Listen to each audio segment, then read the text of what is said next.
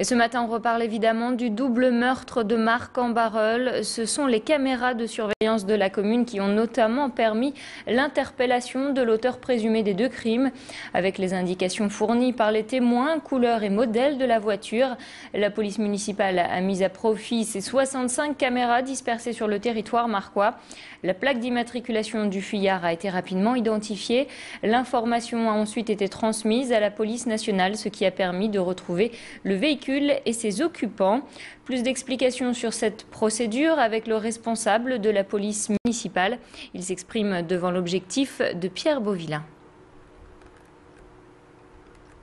Une recherche est faite et puis à un moment il voit donc un véhicule type fourgon passer à vive allure.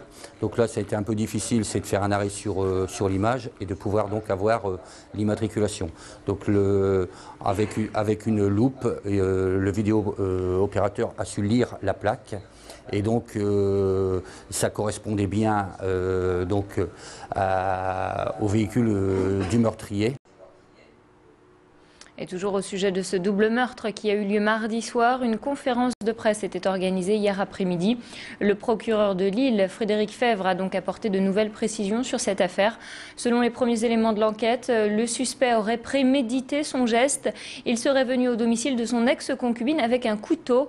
L'auteur présumé des coups de couteau était en arrêt maladie pour dépression. Il était séparé depuis un mois de la mère de ses deux filles. La thèse du drame passionnel est donc privilégiée. Le procureur fait le point au micro de Tanguy Lécluse.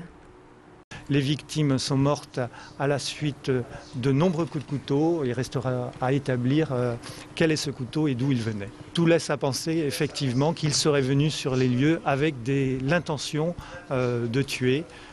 L'enquête permettra de l'établir définitivement.